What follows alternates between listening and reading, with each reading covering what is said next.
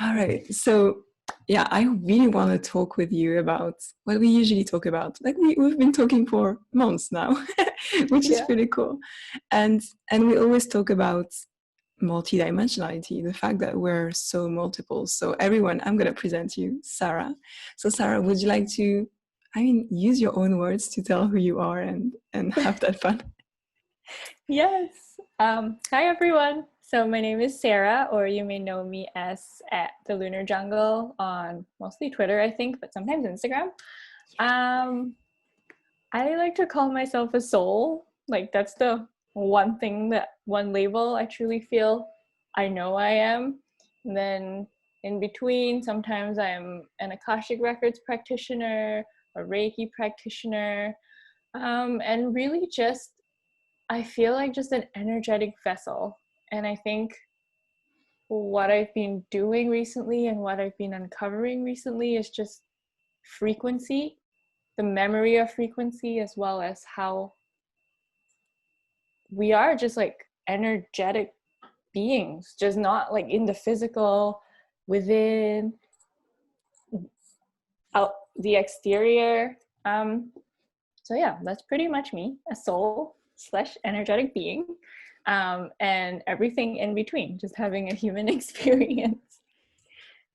That's exactly like so very Andromedan of you. Like you're just a being and you don't like, you just live, right? No labels. Like a light frequency being. That's how I always see Andromedans these days. Just light beings and just, yeah.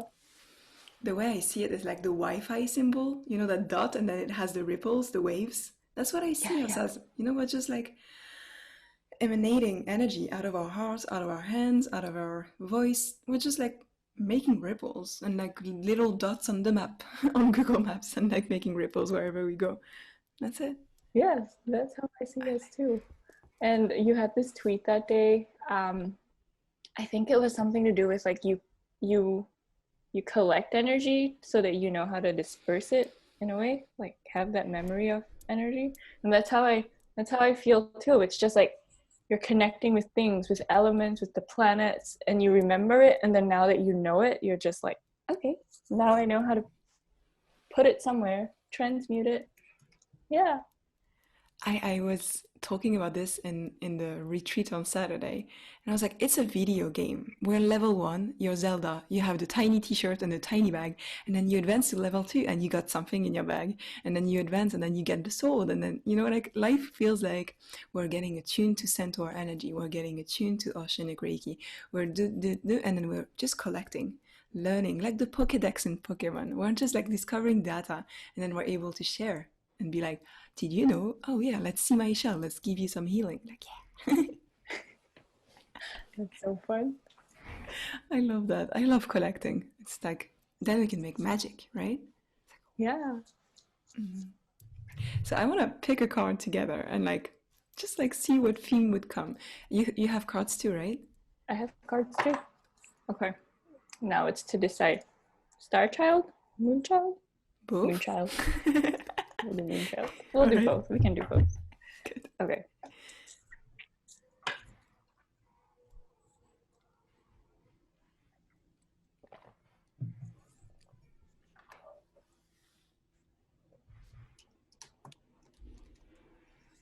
Ready? Yes.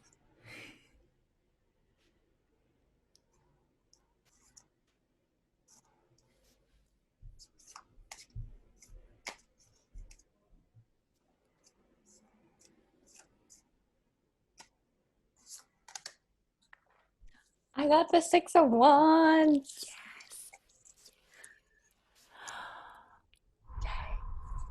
I feel like Six of Wands is always. I really like Six of Wands because I feel like Six of Wands is, in a way, allow yourself to be seen and don't be afraid about it. Sometimes depending, but yeah, for today's one, it's like share, allow yourself to be seen, and just, yeah, have fun. You know? I love that. I love that too. It feels like it's also about not like you're being seen, but also you're being appreciated. It's like you did a good job, or like, yeah, you're a good being. Like, Yeah. Bravo. Yeah. It's a party. I want to pick a card too and see. Yes. I want to know, like, how do you feel about that Six of Wands when you're in that energy? Are you comfortable with being seen and being celebrated? That's the lesson that I have to know now because I usually am not. Like, I really just like being quiet and just doing my own thing. But I think recently, especially in June, it's starting to become more and more prominent. And it's mostly, it has to do with, I feel like we get so conditioned in society, like you have to work hard to be recognized. You have to like, it's always like a step. Like you always have to do something to deserve the next step so that you can shine from that step. But that's just how we've been conditioned to think. It's like a well, not global problem, but just like a world problem because that's how it's been ingrained into like every every being is programmed like that. And my records have been very helpful with that. They're always like, well, that's just like the programming of the world right now. But actually, in universal truth, you're already you're already God. You're already good enough, you know? Like, why do you need all these layers and layers to be better when you could just take them all off and just be good from like here within? And I'm like, oh, okay, like that makes sense, but it's very hard to put into action almost. So that's something they've been and I've been trying to be. Yeah. So the Six of Wands is a very fitting card. And I think that's really cool because this is like such a fun experience. I've never gotten to be on a podcast before. And this is like, yeah, be the Six of Wands. Okay. Yeah, definitely. Like I want to celebrate you and like make you seen. But what Yeah. I what I relate with what you told me about the Akashic records is that I've experienced this like feeling like I belong and like my words are being heard and I can really be deep and like also be seen with that. So it feels good and I've been running after it and be like, oh, you like it? Okay, so here comes that and then here comes that. And at some point I'm working on a tarot deck with a friend. So she's painting and I'm writing it. And I channeled this message for one of the cards, which was, you're already as worthy as you will ever be. Like, you don't need a proof of good work to be worthy of our love or important in this world. Like, you were born important, and that thing will never shift throughout your life. And I was like, Yeah. but what about the famous people and the celebrities? Like, and they're like, they're not more important than you. They're not more important than anyone else. They just do a good work. That's why they're famous. So we misconstrue it by having this, celebrity kind of industry where we're like, oh, Brad Pitt is getting married with whoever, and we care about those things. But the reality is that if those people are famous, and at the beginning it was because they did a good job. They were a good actor in a movie. If they're bad actors, we don't see them anymore. So renewing that idea of it's just about doing good work or good service or good, offering to others, and then that's it. But you're still, like, whether you do the job or not, you're still important. And I was like, thank you. And then I stopped working for weeks. I was like, I'm good. I love that. That's such a lovely message to share. Yeah, it's nice. And I picked a card when you were talking, and I was laughing because it's basically the same idea as the Six of Wands, generosity, as part of the Yeah. Lyran timeline. Oh, So you do a good work, so you're celebrated because you've been generous, because you've given it to others when you do the work. It's not just for you or for the followers or whatever. If you do a good movie, is it going to be like, oh yeah, the director is such a good director? Like in this world right now it is. But in reality, we had a good time because we watched the movie and it was a good movie and we had tears and laughters, like whatever happens. But it's about being generous, sharing your vision, and then spending your energy, your time, your service into it. No? yes. I love that. I like that too. I want to read the description for it. Are you okay Yeah. with that? Let's go. Let's see what they have to say. I'm always learning so much about starseeds through this deck. So it's the Galactic Heritage deck. the intensity of the booklet is so good. So it's Yes. called Generosity. An ancient challenge of the Lyrians was to have a generous spirit. They had a fear that if they gave to others, they would not have enough for themselves. Eventually, they healed this pattern. Humans are now facing the same challenge as they explore the issue of generosity. Most people have no problem being generous when they feel safe and secure. But can you be generous when you feel insecure? Examine your patterns of generosity honestly. Are you afraid to give, or do you have resistance about receiving? Balance lies in being able to give and receive equally. That is a true path of transformation. How do you feel about that? That resonates so much. Yeah, like how can you be generous when you're insecure? That's something I think a lot of us have to think about because we're always thinking like we need to have enough for ourselves before we can take care of others. And that was definitely something I had to work with. But yeah, as you know, we progress as we start to see people like as reflections of us. It's like they're all your brothers and sisters, right? You just have to you have something, but you also have the ability to share it now. And I think that's also really resonant, like with money. Um, money to me is a form of energy, and it took me like such, I can't believe it took me such a long time to understand it that way. I always thought, like, I was always trained to think that it was like you have money and you save it and then you have more, but you have to just keep saving. And I don't know what the world tells you, but you have to like somehow put it in a like a bond, a stock or something. But now, especially, I think ever since we entered the age of Aquarius, it's like money just becomes something you want. It's like a form of energy, and if you want to see more of a local shop or a like more of a service that someone's offering, that's where you just put. That's how you send the energy there. So in a way, it's like yeah, it ties in with generosity because then you're just being generous. You're not being generous just for yourself, but also like to allow someone to shine, to allow others to see another person shine. So, yeah. But how do you feel about it? Well, I've seen, for example, your tweet about the Aquarian age and how people are giving now these days. And I love the way that you put it. Like, you were like, yeah, I love to see it the way exchanges are being done in a different way. I don't really remember the exact words, but that was the feel. And I love the idea of just giving out things. Like I always, whenever I'm doing something, there's always a few people who are there who were gifted the entry. Like I just follow my guides. They're like, okay, this retreat, this person gets an invitation, and then he's here, and then he's here, and then, and I love the idea of that, of like, it feels like I'm in a living room, and I just invited you to my house, and we're having tea and cakes together. So I love this idea, the fact that I don't have a boss who selects all those things. Like I get to do whatever I want. And without the idea of having, like a way back, like, this kind of idea where you give something and something comes back to you. Um, like the presence of the person is kind of what is the energy that you are receiving, which is so rich and so good. So I like that. With the idea of money, the text was so helpful because I'm also trying to understand, the flow and the idea of it. And I'm always like, there's infinite amount of money. It's basically just like invented. They put numbers on bank accounts and that's it. Yeah. So don't think about the lack. Like there's so much money.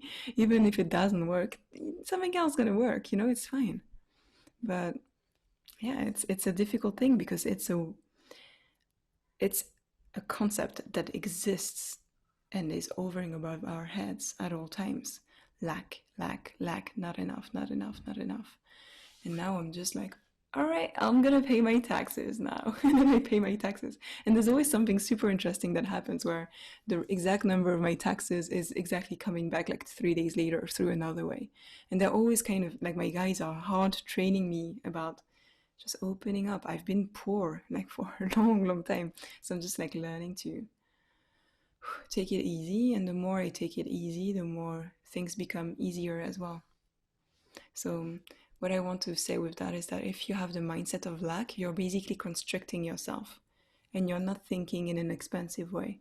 Whereas if you just try to just open up a little bit, which means also opening up how you spend your money, and maybe you stop looking at it at all times and you stop thinking about it, because that's the difficult thing. We have to think about money all the time, and I'm trying to not think about it and to be like, it comes when it comes. And then, and that is the freedom, and that allows the thing to come back as well, because I'm not criticizing money. We need it to eat and to have a roof and things like that. But yeah, I just wanted to say the thing with money is that we have to open up a little bit and Yeah. like invest in others. That's what the idea of giving energy to others is, like you're investing in them. I like that. You're giving Yeah. them the growth. So yeah. I was Yeah. looking at my retreat today. I was reviewing and taking notes about how I can make it better. And I was like, I'm actually good at this job. I should invest in myself. I was like, yeah. So how am I going to do this? I have no idea. But I was like, it also works for the self. Yay! See, you are good at it. You should do more of it. So. I'll try. I'll try. But how do you, like, how did you first start with this, like, on your journey? Like, what is your awakening journey, if you want to share about it? Oh. Uh, I mean, the real awakening happened in 2016, and I think it came in steps. One thing I'm really good at, I would say, is dream work. My dreams have always been very, like, I travel in them. There's just like messages in them that, like, when I wake up, I know exactly what I need to do. It's like that confidence is so much more than if I were to read tarot and I'm always like, I think it means this. Dreams for me, they're always like more definite and more like, it could be a metaphor, but I always know what it means. And I think my first memory of like an interesting dream would be when I was 3. Oh no, when my brother was 3. So I was about 5 or 6. And we both somehow had the same dream the same night with the exact same things happening in our house. And it was just like us in our living room with snakes just surrounding us. And we woke up the next day and we were like, I dreamt this. And he was like, I did the same thing too. And he was in my dream and I was in his dream. I mean, at that time I didn't know it yet, but I think that's some form of astral travel maybe. And just throughout my life, like when I was a kid all the way till 2016, like animals, that's how I would always understand my dreams, was always through animals. Animals would always like come in my dreams. If I saw a golden chicken, like I would know that meant that I was going to get a job. If I saw a snake, like I would know exactly what it meant. And they just kept appearing, especially snakes. And then in 2016, I decided one day to go get a tarot reading. I was like at a point in my life where I didn't know what I was going to do, if I was going to stay in Canada, everything to do with like, what's the meaning of my life, what's my career, everything was just like really hard on me. So I went and saw a tarot reader, and she read for me. She also performed an energy healing on me, I think 2 weeks later. And after that, I was like, okay, what is tarot? What is this? I have to like keep knowing and doing things. And then I forgot about it for a while. And last year, I went back to the same lady for an energy healing, and that was in February. And after that, like something just clicked in me. My dreams started coming back more and more. The animals started coming back. The snakes started coming back. And then one day in my dream, it was just like I saw 1111 everywhere. And my dog, Jogi, the like brown and white one, he was just in my dream as like a shamanic guide. And they were just like, you have to go to this place and learn from this person. So then I woke up the next day, I like went on Google. I was like, okay, like I'll do this. It was a meditation studio with like the little sound bowls and the gongs and everything. And I think that's how I started. The first class I ever took was like a sound journey class, and it was almost like a shamanic journey. She led us through all these, like she took us to Egypt, and then she took us, I don't even know where she took us, but like she was just playing the gong, and I saw a whale. So I just kept coming back. And then I went and learned from that practitioner my guides told me about. I was really resistant to actually participating in this because I was always really fearful of the element of like spirit travel. I was convinced that if I did it, my soul would like separate from me and I wouldn't come back to this realm. Yeah. And that's pretty much how I started. And then I started reading tarot for myself again. And then one day I was with my therapist, and like I love her. She's so open, and she brings her oracle decks to sessions, and she'll just like pull a card for you after the session. So I really love that. She was talking to me, and she said something like, it sounds to me like you want to learn Reiki instead of, you know, stay at your day job. And like, if you had all the money in the world right now, what would you do? Would you continue to be at your job? Would you quit your job and do Reiki? And I was like, yeah, I think I would quit my job and do Reiki. And she was like, why don't you do that? What's stopping you from it? And I literally said, $500. I need $500 to go and learn the attunement. And yeah, like that's how much it costs in Vancouver. So she's like, you're telling me if you had $500, you would not go on with your current career path and go and learn Reiki? And I was like, yeah. And she was like, okay. So then the next day I woke up. It's a really interesting day. I usually check my email in the morning, and I didn't for some reason. So I was on the bus, and then I looked at my email, and there was a message from like H&R Block, and it's like $500 was deposited into your account. And I was like, ah, like for some tax return I didn't even know I was going to receive. And I was like, okay, this is a sign. So I signed up for Reiki the exact same day. I took my level 1, and then I progressed. And I think that's how it started. Reiki was really like the first step, and it was more of a connection for me to the world outside. I used to be a very like skeptical, and I don't think that's a bad trait. It's just like the level of where you're at, like what resonates with you there and then. So at the time, like it was more like skepticism and protection, and more of like, it wasn't trusting myself over people as much as it was protecting myself from people. That's really where I was functioning. And I think Reiki helped me change that. It helped me shift that. And it allowed me to see myself as like, the world isn't around me, but like the world is, I am part of the world. I am part of people.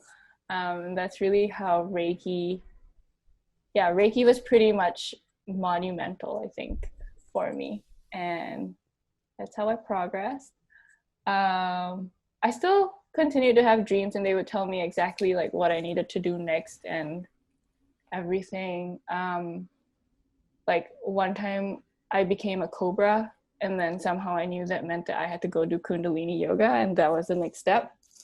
So then I did Kundalini yoga as I was about to train from it. My Akashic Records keeper, and I didn't know what they were or what that hooded figure was, just like popped up, and it was like, you're going to learn the Akashic Records from Denise. And I was like, okay. And this was just before she announced her classes. So it's Denise. She's Sugar and Spice on Twitter. And somehow last year, at the end of the year, she's like, I'm doing a class now. And I was like, okay, I guess this is what it is. So yeah, that's pretty much how my journey began. And I'm still on that journey, I think. It's just now when there's not weird signs, but when there's signs that seem out of the usual, I'm like, okay, I believe you. I know what you're doing. Yeah. Thank you for sharing. And what I love is the idea that we're all connected. They all connected us upstairs. It's like, Yeah. You came to me and you told me things that I needed to know, and I was like, thank you. Right? They just like I don't know how they do it. They'll just be like, go to Capucine and ask her about this, go to this person and ask her about that.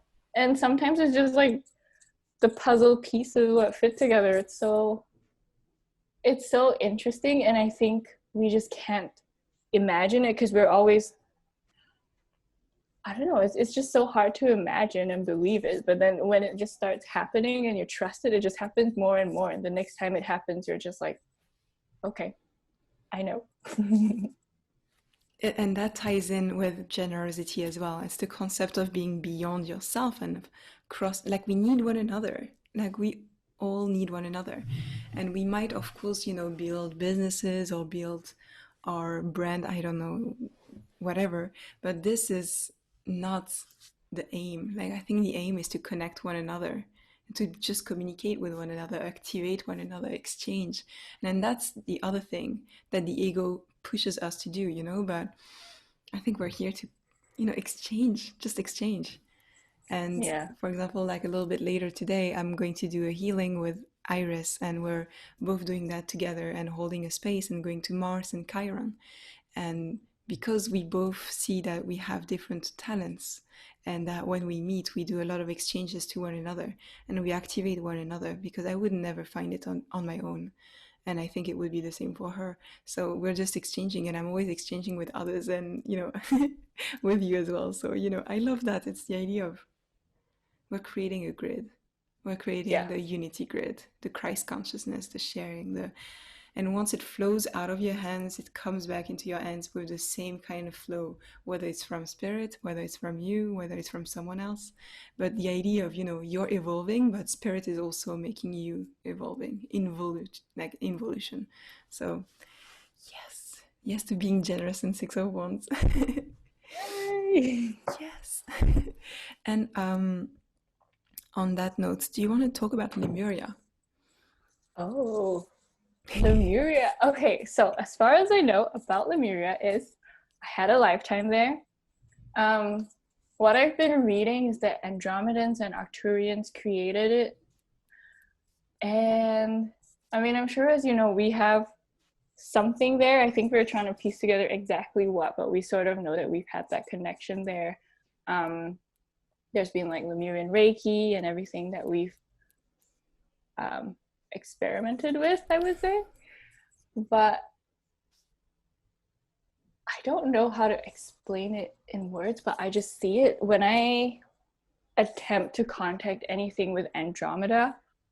I always feel like I'm in Lemuria. And there's something about like a Lemurian crystal, not like a physical crystal, but a crystal temple, I would say, that's resonant. And every time I go into my meditations, I see it. I see a guide that could be from Andromeda, but could be Lemurian. Yeah, no, Lemurian's like really fascinating. And I think there's just so many different, I see them as like different waves of Lemurians. Like there's some of them who you can tell like they're more like Pleiadian, is that how you say it? And like some of them are more like Andromedan. So I think there's like different waves. But what I'm noticing is that people who have had that connection there are like finding their way back to each other. And I see it a lot on Twitter. And it's not just Lemurians, it could be just soul groups or soul tribes that are finding their way back to each other on Twitter. It's very interesting. And in the last week or so, I've noticed that people are activated now by spirit in different ways. So what it feels like is spirit has like different plans, and that they're just like, okay, these people will do this, and this people will do this, and this people will do this, and it's all at the same time. It's like how I saw like some people are doing a business spiritual venture, and like you're part of that. And then there's like a different part of like energy healing that some of us, like including myself, are being called to. So I kind of feel like it's just different waves, you know what I mean? But okay, that's digressing from Lemuria. No, but I like that because, like, I don't know, I don't spend much time reading on Twitter. I'm just there writing myself, and then I go away and I live my life and I do my studies. And then people catch me on this. And so when I shared the business, it's because they just told me like this right now. And I was like, okay, cool. I announce it. And then Paige told me, by the way, Dennis is doing this. And I was like, I didn't know this. Like, I don't know.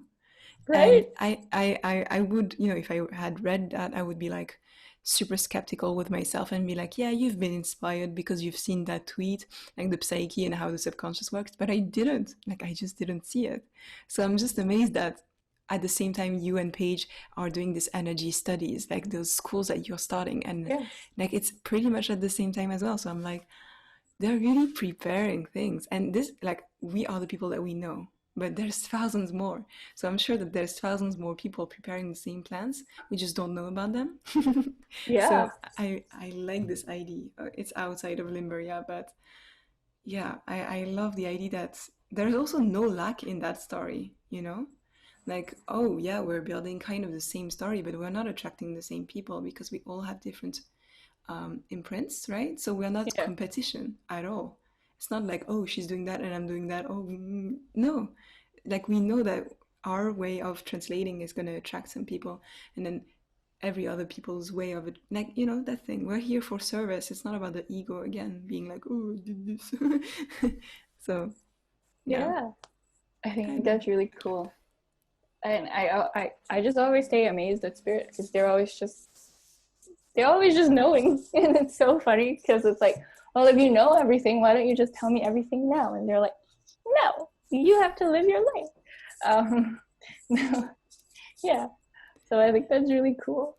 But going back to Lemuria, um, yeah, I don't know. I just know that I am from Lemuria. I don't even question it anymore. It just resonates with me. And so I moved to Vancouver, and Vancouver is by the Pacific. And Lemuria is typically associated with the Pacific, while I think Atlantis is more like with the Atlantic Ocean.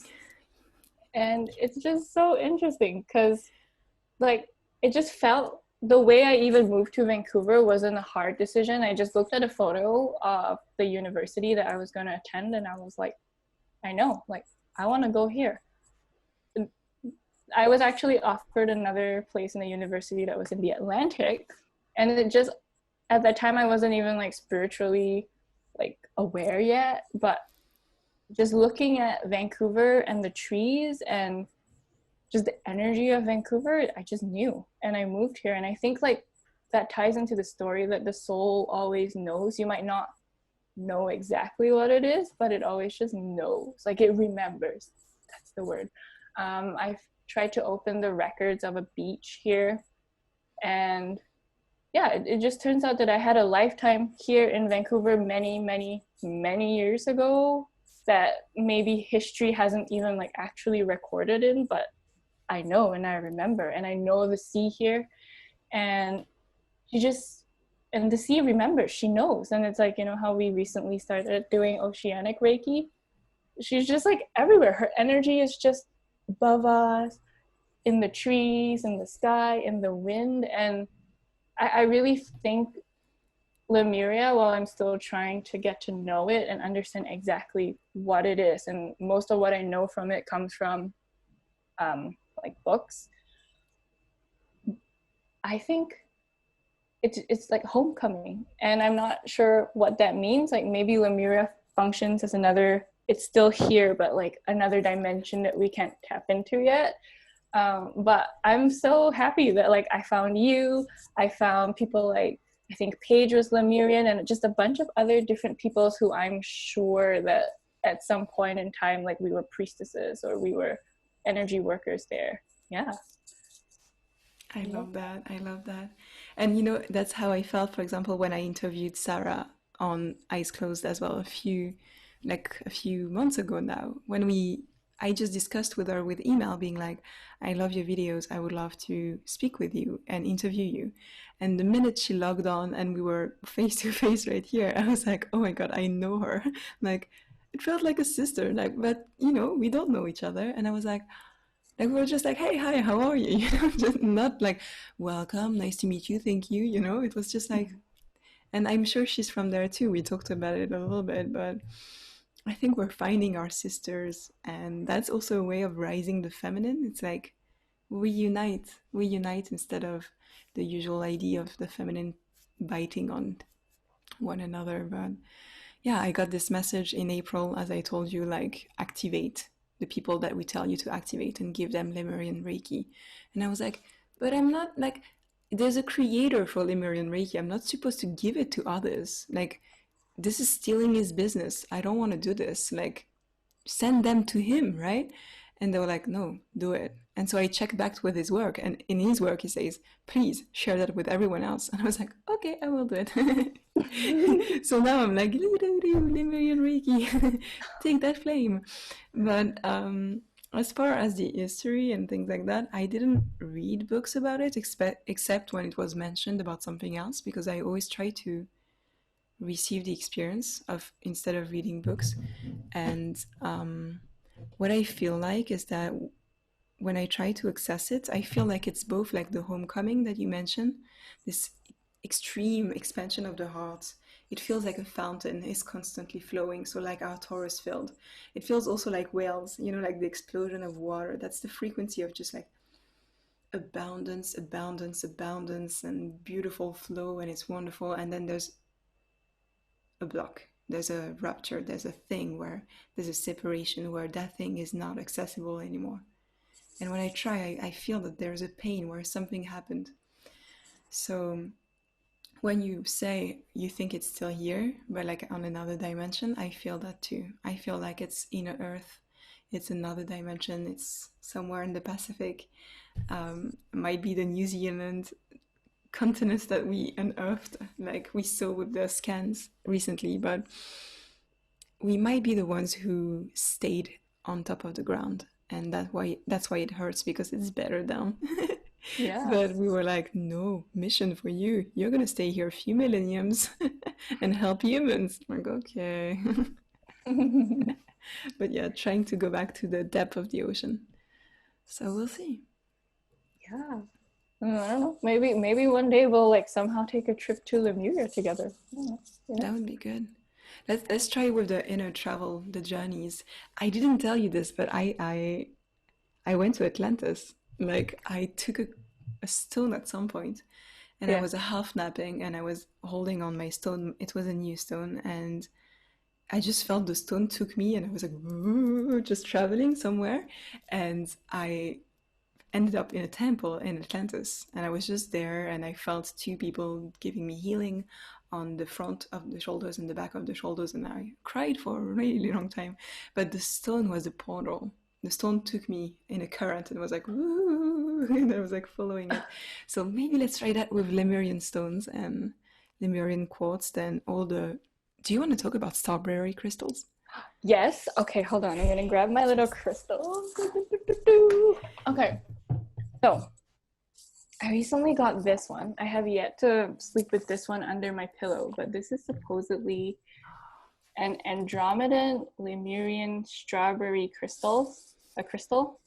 And apparently what strawberry crystals do is that they have these like grooves on them. I don't think you can see it. Can you? Not much, but we can There's like post a a photo glyph. later on. If you want to take a photo with your phone, we can do that. Okay, I'll do that. There's some glyphs on it, and they're supposedly like records of whatever the stone is supposed to keep a record of. And strawberry crystals apparently, I think they're mostly like starseed, um, kind of like flash drives where you like plug it into a computer. It's the same thing for starseeds. I guess you just hold on to them. But yeah, this one, the moment I took it out of its wrapping, I could feel it, and I'm very excited to go to Andromeda or something with this crystal. But yeah, this is a strawberry crystal, and I don't know. I hope more people get different ones, like with different glyphs, the Sirius glyphs, and you can tell because the glyphs of each starseed is like they just feel like that starseed language almost. Andromedan's one, to me, they feel really, it's like a blend of art and science, and it's just in the middle, like it's perfect. And I think that describes Andromedans really well. We're healers, but we're also we use the healing energy for the biological aspects of things, as like medical Reiki and that sort of thing. So that's Mm-hmm. Andromeda. Yeah. Um, this one is a Lemurian quartz. This one isn't a strawberry crystal or starberry crystal. Starberry crystal? I don't know. But this one is really interesting because I think there's a record, like it contains a record of something. I've fallen asleep with this one, and the same thing. It took me to Lemuria, um, and I'm so sure of it. And I know it wasn't a dream because I just like felt myself like ooh in my body. Like it was like I was trying to leave, and I'm pretty sure this one is the one where I think on one occasion I remember that I was part of a group of people who were about to leave Lemuria, but then we decided that we didn't want to, and now part of the mission is to find other people here and like reconnect with the ones who didn't leave. I think that was the message. I can't remember, but yes, that was probably the message. But yeah, I think they're really profound and it's like really amazing. Can you feel her energy? Yeah, I'm amazed, especially the one before. The one before was like hypnotizing me. It feels like home, hey? I I don't know love what to them. say. When I work with the idea of Andromedan frequencies and the glyphs that we have or the language, and you can of course tell me if I'm right or not, or if you feel the way that I'm going to mention, but whenever you press play on any kind of things, you have the triangle that is play, you have the line that is pose, and then like those two lines, and then you have those arrows going on each side that are like fast forward or fast backward, I guess. And this is how I see the writing. It's like a bunch of arrows, bunch of lines, and triangles in different shapes. But I always feel that it also looks like the frequency again, the Wi-Fi symbol, right? But Yeah. when I got my name, my soul's name, I got it first like this with the symbols of press play, press pause, and like advance and go backwards and things like that. And now I also had my real name, but like with the sound of what it sounds like. But I love how some people have a writing where it's only like flows and it's beautiful, like Pleiadians or Lyrans. It's very like curves and it's beautiful. And for me, every time I write in things, it's just like arrows, like straight technology, where like it's still art, it still makes sense because it has directions. I think that's the thing, but I don't know.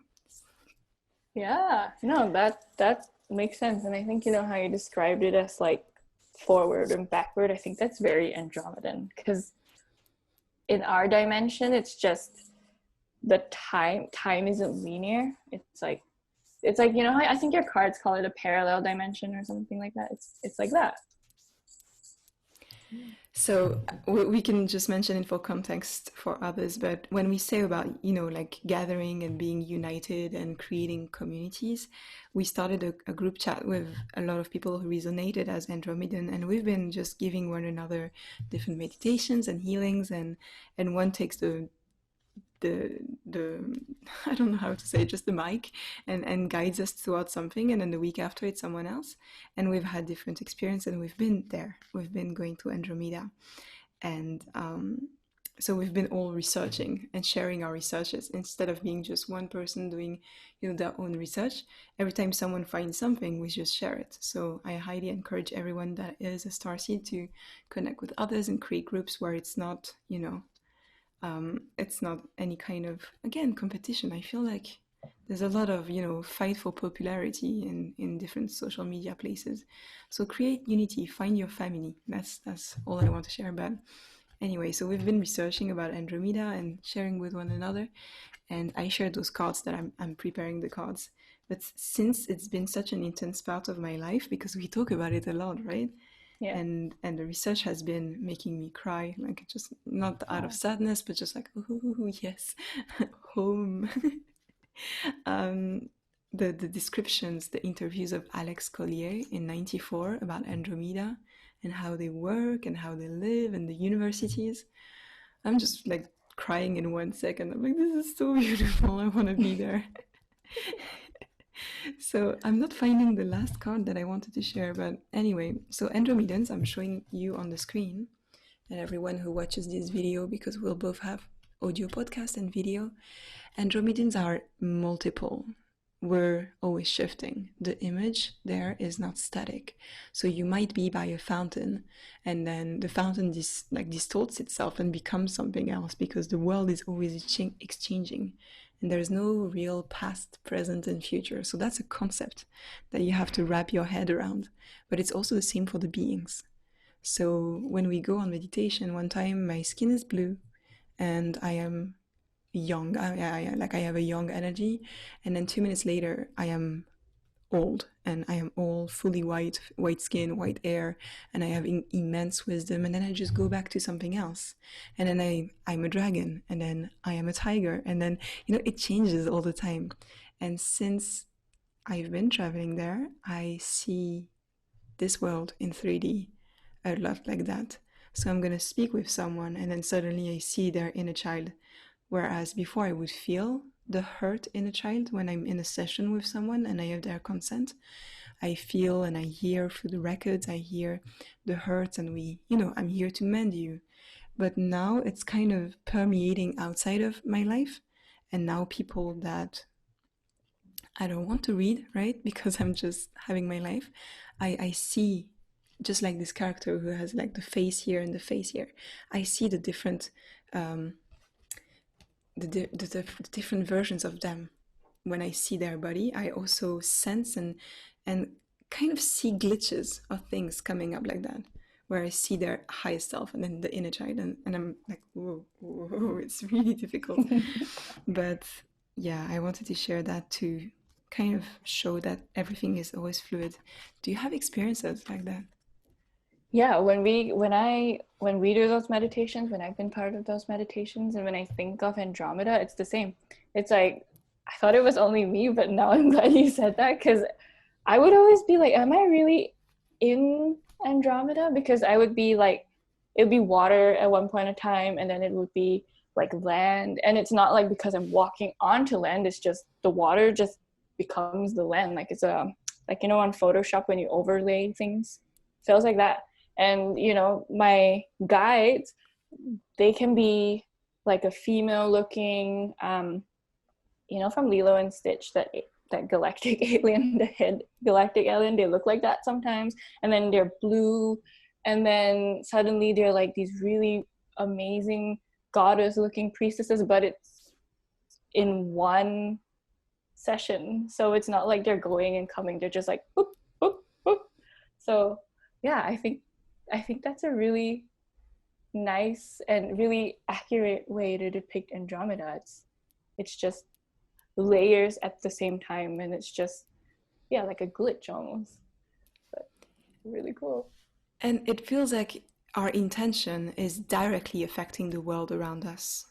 Like, of course, here we're learning how to do manifestation, and then we see that, oh yeah, you jump timeline, oh yeah, your life is better, or some things like that. But there, it's almost like we're so connected to the environment that things shift on our path to accommodate and give us exactly what's happening.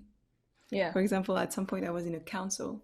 So I was in a room where there was a round bench of stone like this with people sitting on there and no entry, no door. So it means I would have to climb with my legs on top of an empty seat of the long oval bench. But no, I just happened to be there. The bench opened, like disappeared, left a space. And then I was inside the center, and then it just closed back up, and then I was sitting. So it looks like you invent it, right? It looks like, oh yeah, I'm not really meditating, I'm just visualizing. But no, it's the real thing. Like the world is like that. Your room is a grotto, and then suddenly there's a swimming pool inside of that room, and then you're like, oh, something else happens, and then I don't. It's a cool concept of time and space. Yeah. And That it's, no, go ahead. that It's just reminds us really of the cool. Matrix. It's like the Yeah. Matrix. Yeah, We're that's really what it feels coding. like. I love that. Yeah. I'm sorry I interrupted you. No, that's okay. No, I think that's really cool. And that's just like Andromeda. And we're just, whoop, whoop. I don't know. I feel like, yeah, that really is what Andromeda feels like to me. Just time and space somehow don't exist, but they exist, or it's like just a concept of time that's just over like our human understanding of time. And that helps me in this life also to be like, I'm already December 2021, right? Like Yeah. I could already tap into all those energies and be sure that I'm gonna make it each, because the rest is kind of not really important. Like the rest is kind of the play of opening your consciousness, but time and space and like all of those things, it's not like, I don't know, I feel less attached to it these days. Yeah, it's Whichever true. way, I'm just gonna play my way and create my retreats and like just have fun, and whatever happens happens. It's fun. Yeah. And that's amazing for you because that's what life is supposed to be, right? Playing like a little playground. Yeah, again, like we started with like no labels, and then now we're back into the idea of like freedom and independence. Like we're here to play. Like Andromedan, the energy is just, we have hands and we're like, how do you feel about light language? Do you want to talk about your practice? Yes. Okay. So I've never, I don't understand light language in terms of like, when people use their voice and I don't want to try for fear of embarrassing myself. But yeah, I've never been able to do light language like that. But how light language works for me and my understanding of, I think it's Andromedan light language is hands. And it's just when I'm in that state, it's like the hands know what it's doing, but I'm pretty sure you can see here, like when I just talk as well, I just use my hands as a way to explain things. Um, so my understanding of light language in that way is like, because I like frequency, I like learning about energy, and like I guess because I'm clairsentient, it's I understand it through my hands and like touch and feeling. That's how my light language comes to play. It's through my hands because that's the way I best express myself, and I guess in my heart as well because they're an extension of it, right? Um, and recently I started writing out light language, so it's really cool because then my Andromedan guide appears and she'll just do something like this, and then in my mind when she does this, I'm like following the pattern of her hands, and it ends up looking like light language, and it looks like Andromedan light language because it's not flowy and like watery, I would say, but it's very, there's a bit of curve, but there's also a bit of like sharpness almost, so it's like that mix of science and art, I would say, and I think it's really cool. And I'm so excited Andromedans to speak with your hands because that's how my guides, like, do your guides speak, your Andromedan guides, do they use their hands too? Yeah. So the idea that you just mentioned, like the hands and the heart, and we mentioned clairsentience. So again, to me, it's like the Wi-Fi symbol. Like I feel like I have the dot and then the waves coming out of my hands. And it's the same with my heart. So when I'm in the mode of light language, I'm basically just sending frequencies and then I shape it Yeah. so that the frequency becomes maybe a snake, maybe something else. And I'm just here to, like, the movements are here to add those two frequencies, but also transform what's emitting out of my heart. And so that you, when you watch a video or you're facing me, you receive a frequency that has been sculpted almost. Yeah. And of course, we, like you just mentioned, the curves and also the idea of like science and straight. Because for me, they always tell me that sometimes we have to knock, kind of knock and activate the density of the physical body, Yeah. like touching, because it makes your cell react to it and then they make a frequency. So sometimes I'm going to be like this, and then because now my shoulder makes the frequency of the sound and of the action and the temperature, and then I'm. Yeah. So when I'm with clients, I've started doing just light language sessions with no Reiki. Like I don't even use symbols anymore. I'm just doing the light language, and it's amazing. It's so fast. But when I do it on my own, my light language is not cute to see on video. You know, when I do it, like it's therapeutic. But when I'm on my own, it looks, when I do it to myself, it looks like I'm in an asylum.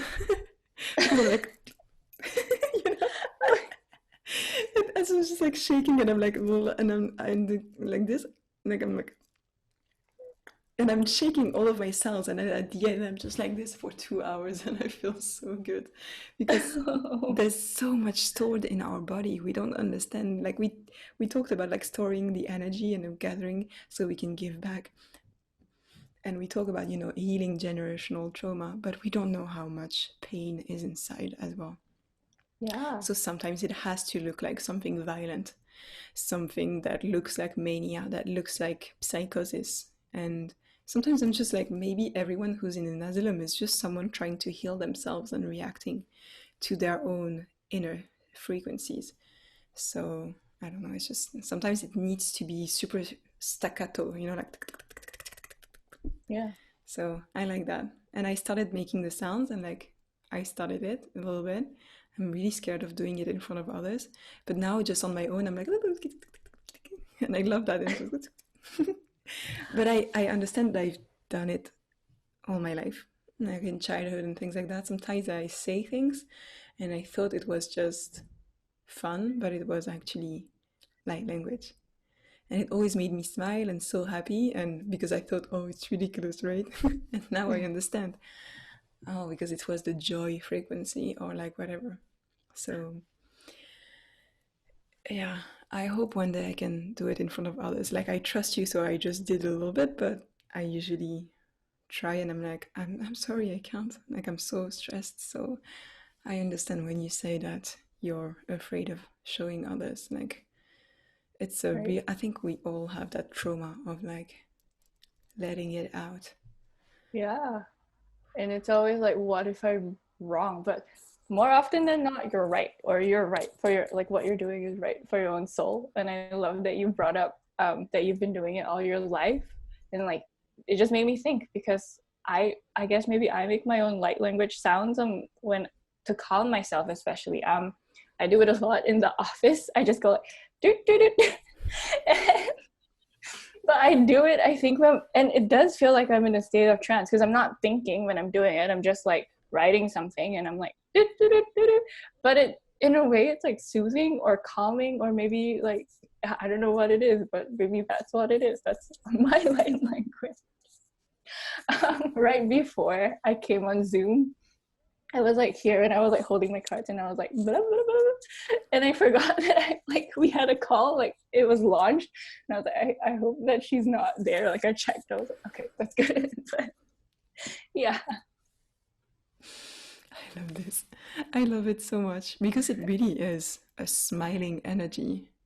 Yeah. Like the frequency is so intense. It's like I'm just giving you joy right now. Like I love it. Oh God.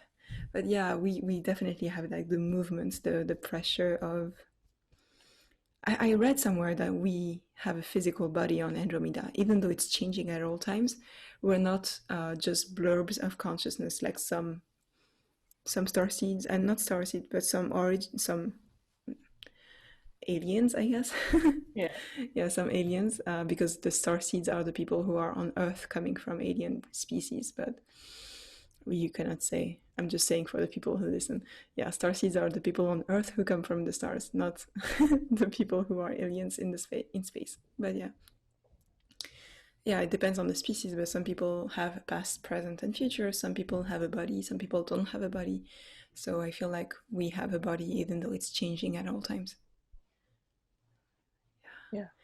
And you know those the traditional playing cards that we usually have with like the hearts and the clubs and all those things. I spent my life Yeah. being focused on the king, queens, and pages because they have like this half body.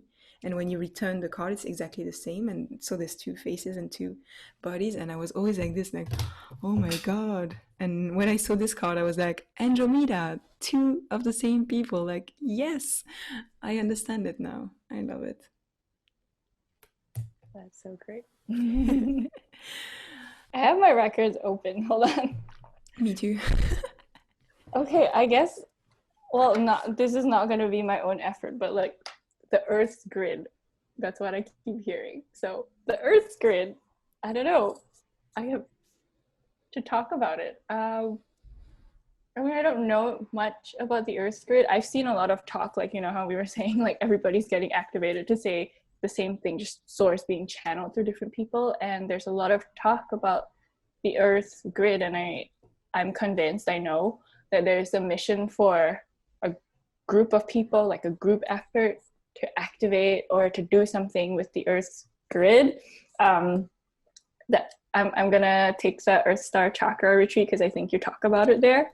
Um, but yeah, that is something I've been researching. And anyone who's listening to this, if they have any information about the Earth's grid, please send it my way. But I'm going to take my notebook and come yeah, back to you. okay. I love this. So I saw also that a lot of people are talking about this these days on Twitter, and I was like, are you kidding? Like, this is what I just spent the whole day talking about on Saturday. So on Saturday we did the Earth Star retreat, which is now a workshop, and it was all about, of course, the chakra that we have at our feet. Like underneath our feet we all have something called the Earth Star chakra, and it relates to how important we are to be on this planet. Like we talked about video games, you know, like we have a bag and then we get the bottle of water and then we get the cap and then we get the shield. Well, you're walking on Earth and she gets things from you because you're activating her and you're making her, um, in a way, we're important like that. Like she's activating us and we're exchanging with her. So that's why walking barefoot in nature is immensely good. Right now my feet are on fire, so I know I'm not I'm not getting lost too much. But they specifically told me that I also had to create a service back to the planet throughout this retreat. So the morning is about the individual and the afternoon is about the individual towards the earth. So what we did is that we gathered our dragons from center earth. So we went deep into the core and we met, each of us have a dragon who is a guardian of our connection with Gaia. And from that, we took our dragons and we traveled through the earth. Like first we went outside of the earth and outside of the atmosphere, just to get away from the Mayan grid, like the grid of Maya, sorry. And then we created our own grid by traveling to each chakra of the earth. Because hey, you have a body, you have chakras. Hey, Earth is a consciousness. Earth is a being. She has chakras. So I have the list of all the chakras if you want to know about them. Because I think it's so cool to see those locations. So a lot of people have different informations about them. So let me know if you feel a certain way. You can interrupt me at all times. Those ones that I found was through the book The Pleiadian Agenda by Barbara Henclau, because I trust her beyond everything. So she said the soul star is in Agra in India. She said the causal chakra is in Mount Kailash in Tibet. The crown is in Machu Picchu. The third eye is in Afghanistan, but she doesn't say where. So if anyone has information, let us know. The throat is in Luxor in Egypt. Yeah. Have you been there? Yeah. I went there when I was a child. There were activations that happened. I didn't know it then, but it's been confirmed that there have been activations, and yeah, for sure. So cool. I love how the Nile also looks like, I mean, it looks like the throat or, you know, whatever is it going the way up. But we also know that Egyptians created temples, I mean, pyramids throughout the Nile. And when you go from the south to the north in the way that the Nile flows, if you take every pyramid, it's an initiation to activate one of your chakra, starting from the roots to the crown. So I had prepared everything in the very same notebook to go there and do that, even though of course I'm not going to be able to do the initiations. Like I'm just going to be a tourist there. I'm not going to be able to have ceremonies with real ancient Egyptians, but I love how they knew. And they Yeah. say that through walking in the pyramid, you would have crocodiles, for example, so you would be afraid, and that would activate your root chakra. And then, depending on where you swim and which way you go, then your root chakra would be like released from the fear, and then you would go somewhere. And like, everything was an adventure, like a game again, like a simulation. I That's think every amazing. Yeah, I think everyone should play Zelda these days. It's gonna be the end. Um, yeah, the heart chakra is in Glastonbury in England, so that makes sense. I really want to go there. Then we have the solar plexus in Table Mountain in South Africa. We have the navel chakra in the Fiji Islands. The sacral chakra is in Hawaii. The base chakra is in China, the Gobi Desert. And the Earth Star is in London. Yay! Look at that, close to you. Yeah, and I've lived in London for 7 years, so I didn't know then. And then the stellar gateway is in the North Pole. So what we did is that we just traveled to each point and we delivered Christ consciousness in each of those points. And it felt like we really created a grid and like we were connected there and we helped the planet. So everyone do this. But also there's people who travel and who go to those places like in their physical density and they activate stargates and chakras. So I'll be putting links in the description of this video and podcast so that you can see those people, because a lot of them do YouTube videos and it's amazing to see. Like they're so lucky they get to go just like to Egypt and be like okay, cool. Now I'm gonna go to Russia. I want to have a lot of money and just do this all my life. Yeah, same. And I think that's what I'm confident that people are going to be able to do that soon. Like maybe not in the next 2 years, I don't think, and that's just my own feeling, but after, I think there's something that's going to shift. And like you were talking about delivering Christ consciousness to each of these points in the world, that's I should have, I was going to message you about this privately, but I'm just going to say it here anyway. It's a thing. So there's a Christ grid all over the world, and basically it's a grid that I wouldn't say ley lines, but like where the intersections are, that's how I understand it. There's kind of like energy going down. Tell me how you feel about this, because I was too afraid of including it into the retreat, but they made me draw something based on the DNA, and they made me draw something like this. So it's basically Yeah. like DNA goes, but there's like lines, 4 strands within each thing, and that's how the grid looked like instead of ley lines. Yeah. Yeah, and it, like, I think it's like a dome, or not a dome, but like it covers the world, or I don't know the science word for it. But it's been happening to me in Reiki. So what will happen is I'm doing Reiki, and then suddenly I'm hit with like it will tell me like the most obscure town ever. Like there was one time I forgot what, like it sounded like Salzburg, but it was in Russia. It was like Salba in Russia or something. I didn't know what it was, but I just saw it. I saw the energy. Like it was like I took like the energy from that place was given to me, and I gave the energy, like an energy exchange between places. And that was really cool. Like I think that was what I needed that day for my healing. So somehow the grid just knew that it picked out this place in the world and gave it to me. And then the other day I was doing it, and it was so specific. It was Inglewood Forest, and I think it's like a really small forest that was in the Arthur legends, like King Arthur and the sword or something. And yeah, it was just like an energy exchange with the earth through, I guess, maybe the Christ Force grid. So yeah, that's really cool. And I know about Christ Force energy, and there's if you know Courtney on Twitter, Bougie Psychic, she does Christ Force healings where she specifically connects with the nodes. But yeah, that's really cool. That's And amazing. yeah, oh my gosh, I'm like, whoa. This, like, I cannot wait to do those things. Next week I'm gonna start traveling on the path of Mary Magdalene in France. So she was in the south, so I'm stopping in a lot of places, and my guides just told me everything, like where I'm staying, how long I'm staying there, and that's it. And they're like, you gotta take on those frequencies within you and like also traveling within each cathedral of France.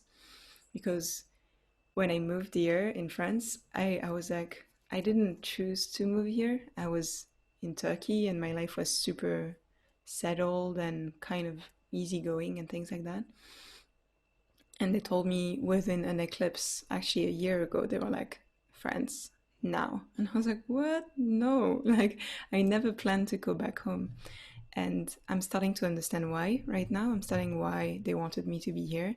And that's part of the work. Like, I need to, of course, heal my inner child by being surrounded by my natural places and people, I guess. Like, being in close contact with my family and all the things that I usually don't enter in contact with. And also, I've always been into history and I've always been photographing places. So I've been traveling to very historic places or archaeological places to take photos. And now they're kind of telling me with the same energy, but instead just being there to activate them. And through each cathedral, they say that there's a dragon that guards the places because they built cathedrals on top of knots of the Leylines. So when Notre Dame was on fire, I went there a few months later and I just channeled the Akashic records of Notre Dame and I was like, what's the deal? Like, what's the story? And they just showed me this dragon sleeping there because there was no roof, because the roof burned down. And I saw this dragon and I was like, why is there a dragon there? Dragon in Notre Dame? Like, what's that? Okay, cool. And now that I'm planning my trip, I've been starting to read very old antique books that I bought 10 years ago about the mysteries of France. And it's super witchy, so I didn't know that. And I started reading it, and they said at some random page, like, there's a dragon in every cathedral of France because of what I just told you. And I was like, I've got to meet all of them. So I got a very, like a monthly pass where I'm just going to go for very limited amount of money and just go to every cathedral nonstop. Like it's unlimited. So I'm just going to go and activate each place and do whatever they tell me to do and talk with dragons. So, yay! That sounds so fun. So that's why they wanted me to. I think that's one of the reasons why they wanted me to go back to France. I like it. It's a good one. Yay! It's like, Dragons. oh my gosh, that's so cool. I love that. I think we all have missions when, like, wherever they put us is where our Yeah. energy is needed. So trust that. Trust wherever. Do you ever feel called back to going to Singapore? No. So I was raised in Singapore for like I lived there till I was 19. And it's really interesting because, you know, in the astrocartography lines, Singapore actually rests on my Pluto line, and I have a lot of resistance going back there. Yeah, it's really cool. And Vancouver is on my heart line. So it's just, I think I like the idea of, I love the idea of remembering Singapore in the 90s, but every time I go back there, it's like a lot of the inner child and a lot of the shells that I put around myself when I was younger, I think it comes out. And I think, and in a way, like Pluto is death and rebirth, right? And that's how I see Singapore, because I did have to go through multiple like deaths there in order for me to become this one person who could follow her heart and like land in her heartline and start this, well, not start, but make this journey even better in Vancouver. So that's, yeah, I don't know. Since I was young though, I've always had this weird fascination with Sweden. I forgot what it is on my astrocartography line, but I should go back. Maybe I have work to do, and I wouldn't mind like just hanging out in Sweden. I would come to visit because we would not be that far. Yeah. So Paris is Sweden. my Pluto line. So No I was way. like, are you fucking kidding me? I don't want to go back there. But the message was that even though I was, I'm doing work and I'm advancing and making progress, the deepest layer of inner work is being done this year. So they basically told me the words, you have a ceiling above your head and you cracked and there's some light opening, but we're gonna crack it and totally remove it. And I was like, okay, let's go, yeah, sure. And they're doing it right now, which is really fun. um But I knew what I was going into, and I'm a Scorpio, so Pluto is kind of my energy, so I know how to handle it.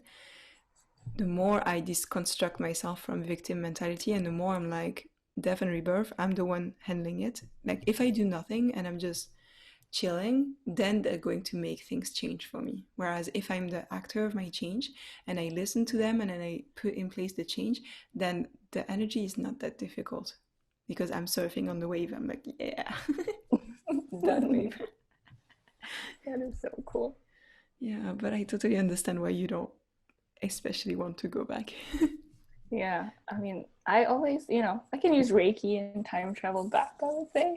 And I'm pretty sure maybe in 5 years when I think like there's more to be done, I think I'm confident like I might go back, maybe not to live there, but to do some work there. It's really close to Bali, and I know Bali is somewhere that I have something to do as well. So I don't know. See, Bali? Yeah, all Oh, the time, look all at the time. that. But they're telling me not this year. Like, I've been hungering for it and I've been wanting to go there for a long time, but they're always saying, like, no, no, no, no, here and right now. Like, don't go now, later on. So, Yeah. And when it happens, it'll happen, right? Like, who knows? Like, it might just be like we just say to someone, yeah, we need like $1,000 to go to Bali, and it just put in our bank account the next day. I'm gonna do this today. Maybe this is Lemuria, because we have other friends who are part of our Andromedan group who are living there. So maybe our Lemuria is in Bali and we can just go and join and dance under the moonlight. Yes, that would Yeah, be so fun. that would be really cool. Sorry, did you you wanted to pick a card and then I ran away and got the Oh, Earth Star list, no? oh no, I was trying to pick a card to decide what to talk about, but then I heard like Oh Earth's yeah. Grid. I was like, oh, okay, we'll talk about Earth's Grid. Yeah. Um, yeah, I guess that's like if anyone feels called to look into the Earth's Grid, do it because you're probably part of it. Yeah. Definitely. And there's multiple layers, so there's multiple grids too. So if you want to do that work, be sure to be super aware of energies because there's points also who are not fun to play with. So, They're like, like grids. yeah, there's different grids, of course, but there's also points where the energy needs to be cleansed, Oh, and okay, yeah. I know that you have to be super advanced in order to do those things. Otherwise, you could just like put your life at risk. So let's be aware of those things and be multiple people. Don't just be alone doing this work. Yeah. Like when you're united, you're stronger. You're a bigger energy field, so you can take on things. But one thing that we do with the centaurs, for example, so David, who is one person that I interviewed in a previous episode, he does ceremonies with attuning you to the centaurs, and as you go along with the different levels, and we do this every month as a group, then we are able to give back of that energy. And we've been doing social justice work for the states, Yeah. so we're able to be all together and like give energy there. And it's on Zoom, right? So we have the room and you can see the videos, like everyone's having a different experience because we all have different grids that we can touch on. So some people operate on the fourth dimension, some people operate in the fifth one, and we all come back at the end and we share our experiences. And some of us have similar experiences, and some of us has very different experiences. So it's interesting to see how when we're united, we're each bringing something to the recipe, and we're each united. So That's so cool. gather your people and Yeah. join us next time. Join us. That would be so Yeah. fun. It's so good. Okay, we'll do that. Thank you so much, Sarah, for being here. Can you tell us about what you're doing and where we can find you and how we can get, a bit of your energy and learn from you and get in touch with you? Yeah. So most of what my current work is doing, or what my work is right now, is mostly in the form of Akashic record sessions, um, as well as energy work. And it's evolving, but right now it seems like it's mostly through Reiki, and I would say it's like shape-shifting Reiki, because there's different kinds of energies, and like I just absorb the energy and try to work and figure out what's the best way to play with it with you. And if you want to find me, my Twitter handle is at the Lunar Jungle, as well as my Instagram handle is the same thing.